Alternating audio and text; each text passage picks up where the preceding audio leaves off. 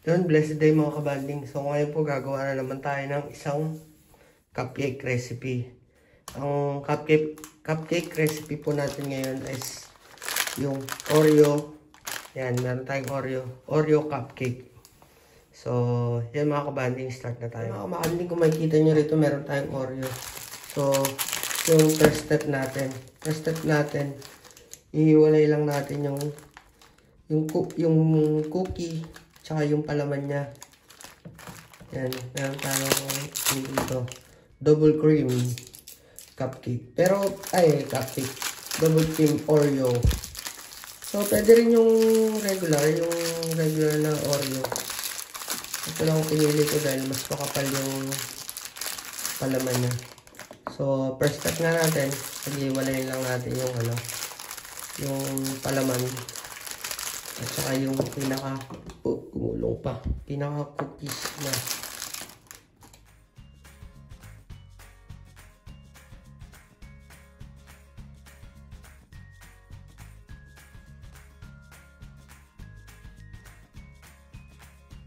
Mga kabanding, kung makikita nyo, pinaghiwalay ko lang yung cookie.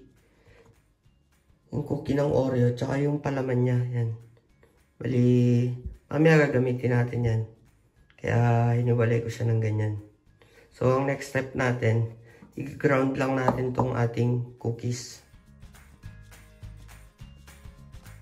Yan mga kabanding, na-ground na natin into powder tong ating cookies. Ayan, powder na siya. So, next step natin, kuha lang tayo ng isang mixing bowl.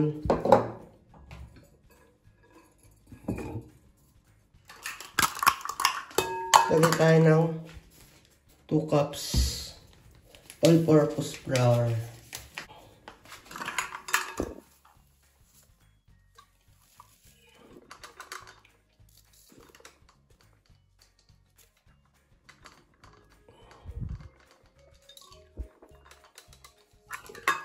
One.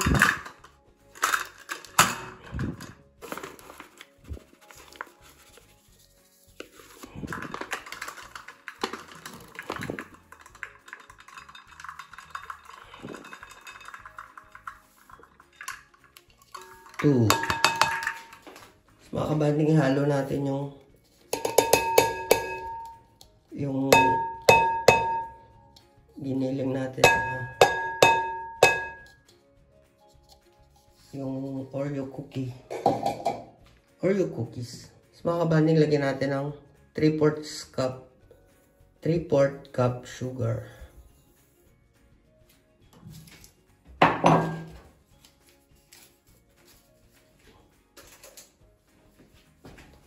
Lagyan natin ng isang pouch ng Panangeli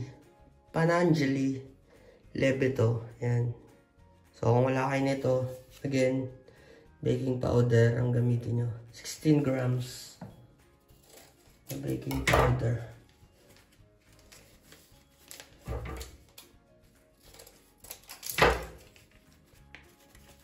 So, atin nga natin kung ilan dito sa yun. Ano siya? 1/8 cups. 1/8. So kung gagamit kayo ng baking powder, 1/8 cups. Mix lang natin muna. Yun, oh. As mga kabanding, add tayo ng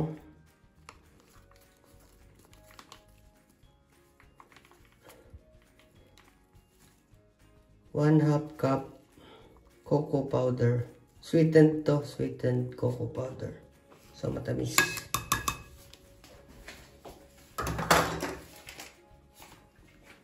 And mix ulit natin. So, dry ingredients muna ulit lahat.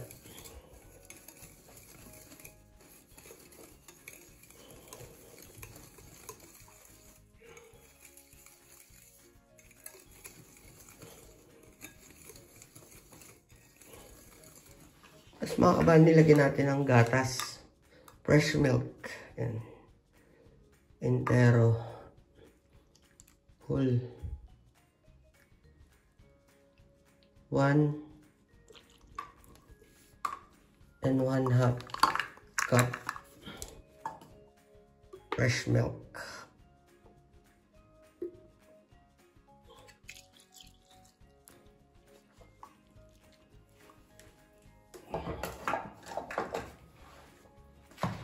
Lagyan natin ng 3 itlog.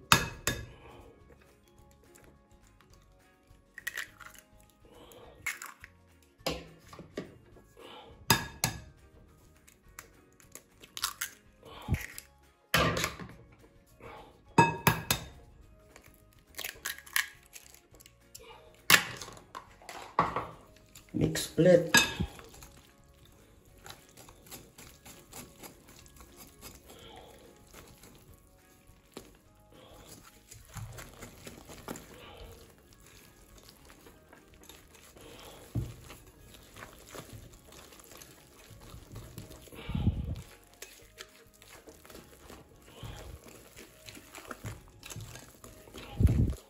Tapos mga kabanding, lagyan natin ng sunflower oil. And so yung sunflower dito, ang tawag nila girasole. And meron namang picture, sunflower oil. So lagyan natin ng 3/4 cup. So bali ano to, 1 cup to. Tansyahin ko na lang kasi walang 3/4 tong aking nabiling ano. Yan, 3/4 cup. Haluin natin ulit mabuti.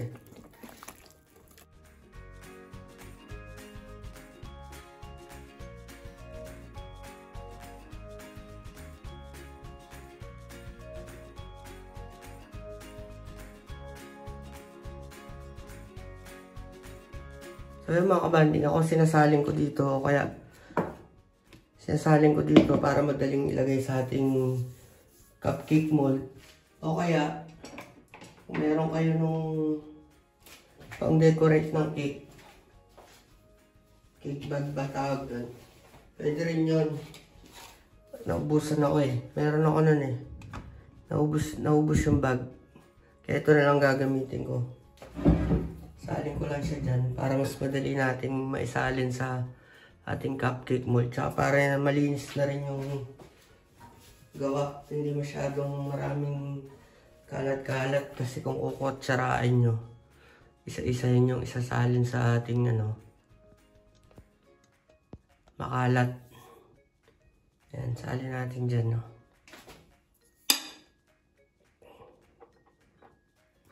Pwede rin yan.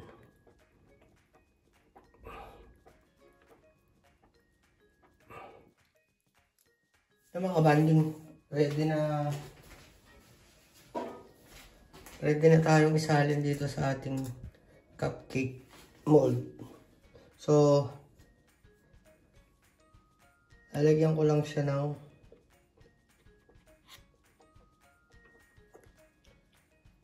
halfway full lang muna.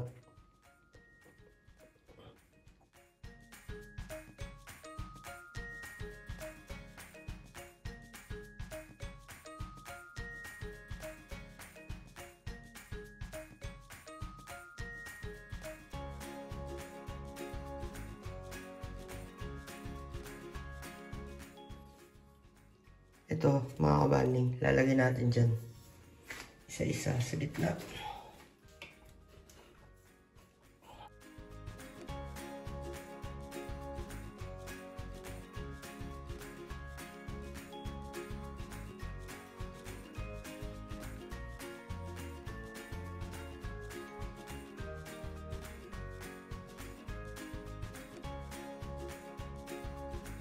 Mga kabanding, lagyan ulit natin ng ating cupcake mixture sa ibabaw.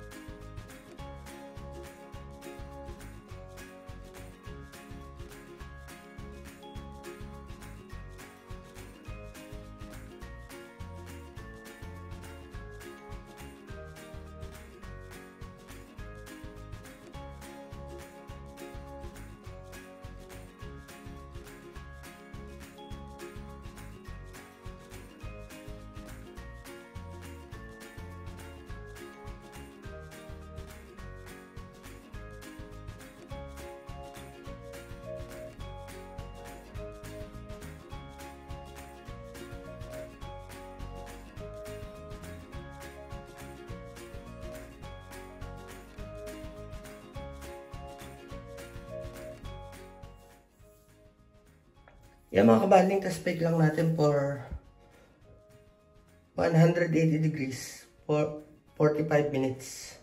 O hanggang po masasabin ulit sa toothpick test.